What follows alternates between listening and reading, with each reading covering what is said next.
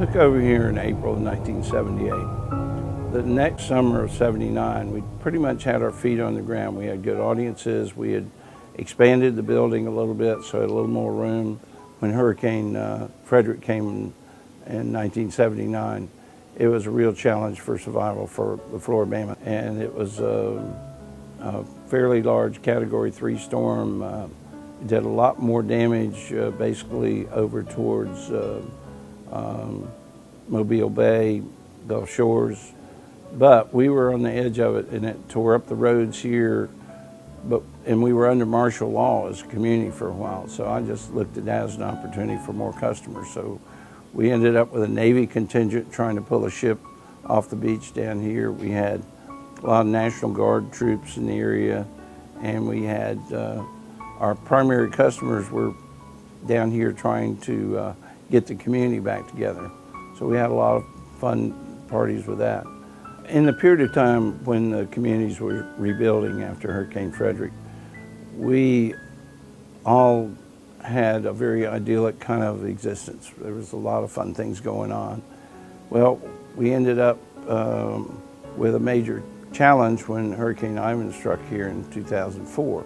It was a direct hit to Orange Beach, Alabama, and Perdido Key, and it changed this area forever. In some ways it changed it for the good, and in some ways it changed it for the bad.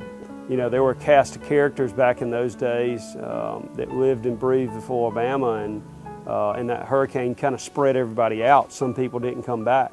It's still sad to this day. It devastated the area physically. It took years to recover from it. When Hurricane Ivan came through, we had a couple of people that actually stayed in the area, actually at the package store across the street, and they were quite fortunate to have survived. But the water got up so high that it knocked out the walls of the old building.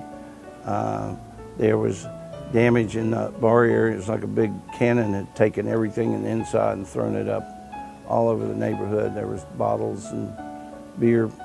You could go for 6 months out there and kick up enough booze to have a great party with out of the parking lot. It brought so much damage to our infrastructure and to our communities all up and down the Gulf Coast that by the time we were starting to get back on our feet in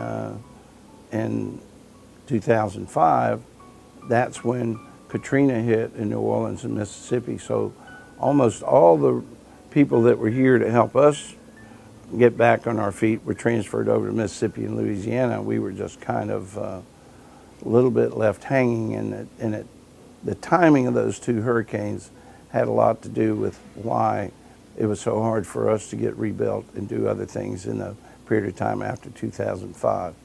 But we've always felt up and down the coast that when a hurricane hits another part of the area, you go and try to help. So we went over and set up in New Orleans, foot of Canal Street, fed the 82nd Airborne Division, fed the New Orleans Police Department there through the Flora-Bama's capabilities. And that's one of the points of time that I'm proudest of, that we helped our sister communities try to recover from their hurricane damage. After Ivan, for the Flora-Bama, it was difficult. We couldn't get rebuilding permits. It took us a long time. I thought it was unnecessarily difficult for us to get open and to build up in the air, so the new segment is built over where the old bar was.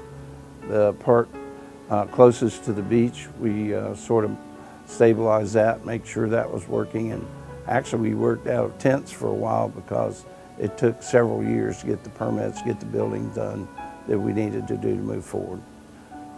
When we got around to trying to get the old part of the Flora-Bama rebuilt, which is basically this room elevated, one of the things we were fortunate enough that after the damage of the building, we took a lot of things off the walls, put them in storage.